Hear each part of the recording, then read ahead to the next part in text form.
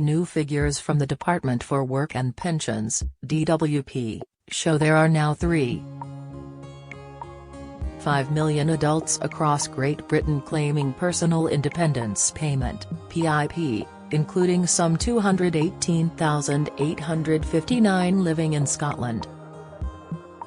It's important to be aware Adult Disability Payment (ADP) has replaced all new claims for PIP for people living north of the border.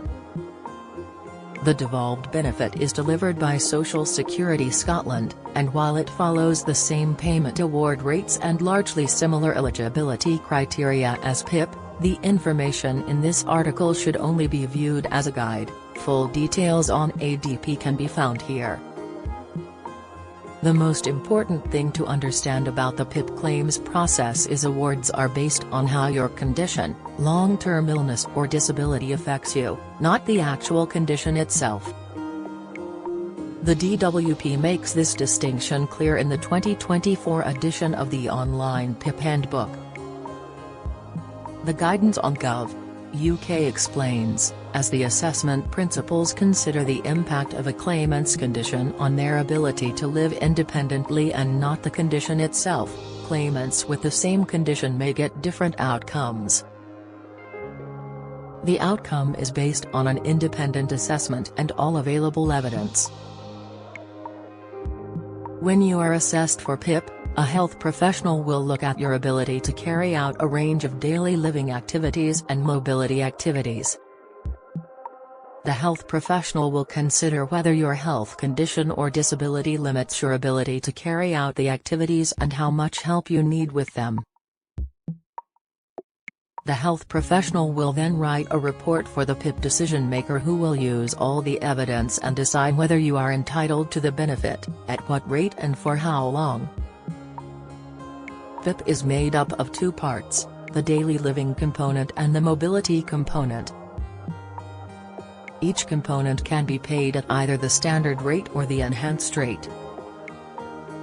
The DWP PIP decision maker will determine whether your ability to carry out the component is limited, in which case you will be paid the standard rate, or if it is severely limited, in which case you will receive the enhanced rate.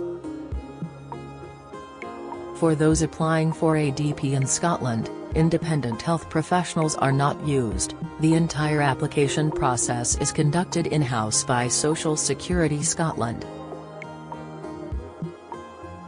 Daily living component. You might get the daily living component of PIP if you need help with eating, drinking or preparing food, washing, bathing and using the toilet, dressing and undressing, reading and communicating, managing your medicines or treatments, making decisions about money, socializing and being around other people. Mobility component. You might get the mobility component of PIP if you need help with working out a route and following it, physically moving around, leaving your home. The guidance on Gov.uk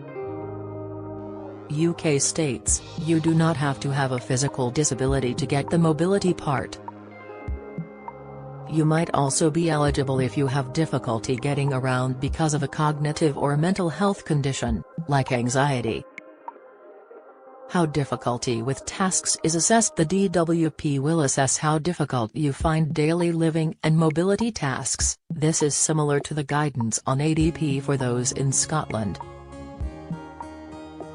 For each task, the DWP will look at whether you can do it safely, how long it takes you, how often your condition affects this activity, whether you need help to do it, from a person or using extra equipment. The descriptors. If you've got this far, you should by now understand the basics of how PIP is awarded.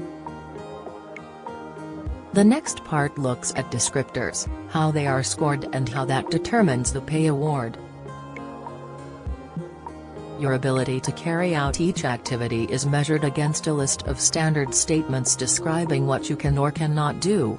This is largely the same for ADP, but laid out differently with images and examples on the application form to help people understand the question being asked. You can look at this, and download it, on MyGov. Scott here. These are known as the descriptors. The health professional will advise the DWP which descriptor applies to you for each activity. The Citizens Advice website has a whole section dedicated to this along with a downloadable guide to all the points awarded for each response. You can view this here. An example they use is there are 6 descriptors for dressing and undressing, ranging from can dress and undress unaided to cannot dress or undress at all. Each descriptor carries a points score ranging from 0 to 12. Using aids or appliances, your ability to carry out the daily living activities and the mobility activities will be assessed as if you were wearing or using any aids or appliances it would be reasonable for you to use. This applies whether or not you normally use those aids or appliances. However, if you use or need aids and appliances, this can help you to score more points. Find out more here. Citizens Advice explains, an aid is any item which improves, provides or replaces impaired physical or mental function. It doesn't have to be specially designed as a disability aid. Examples include a stool you need to sit on when cooking, or a walking stick to help you stand. Daily Living scores. Citizens Advice explains to get the daily living component of PIP, you must have a physical or mental condition that limits your ability to carry out some or all of the activities below. The maximum amount of PIP points that can be awarded for that question are shown.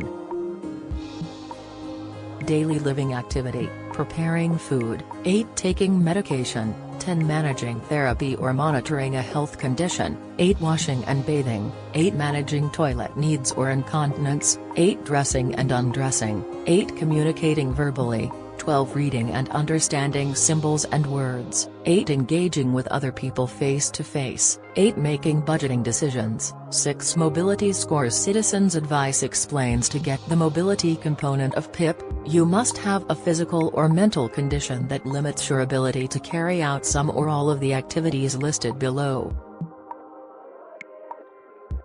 The maximum amount of PIP points that can be awarded for that question are shown.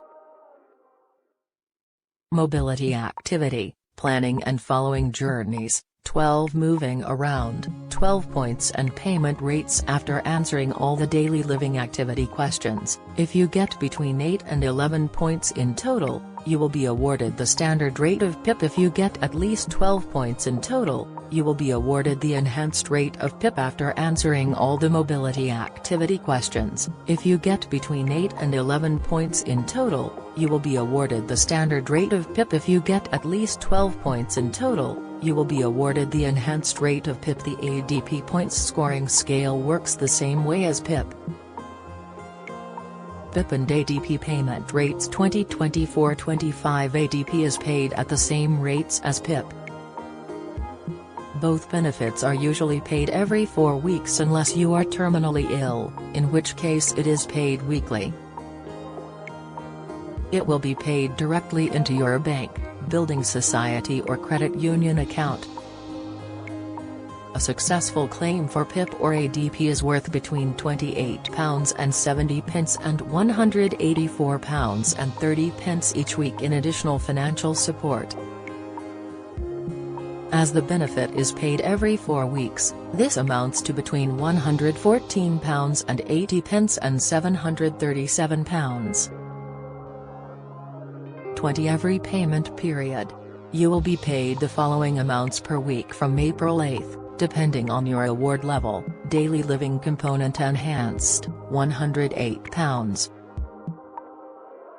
55 standard, £72.65. Mobility component enhanced, £75.75. Standard, £28. 70. Find out more about PIP on Gov.uk here. Find out more about adult disability payment on MyGov. Scott here.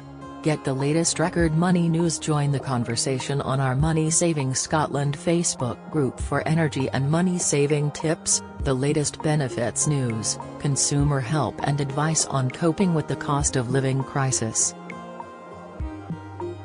Sign up to our Record Money newsletter and get the top stories sent to your inbox daily from Monday to Friday, including a special cost of living edition on a Thursday. Sign up here. You can also follow us on X, formerly Twitter, at @recordmoney_ for regular updates throughout the day. New: get our money news alerts on your phone by joining our daily Record Money WhatsApp community.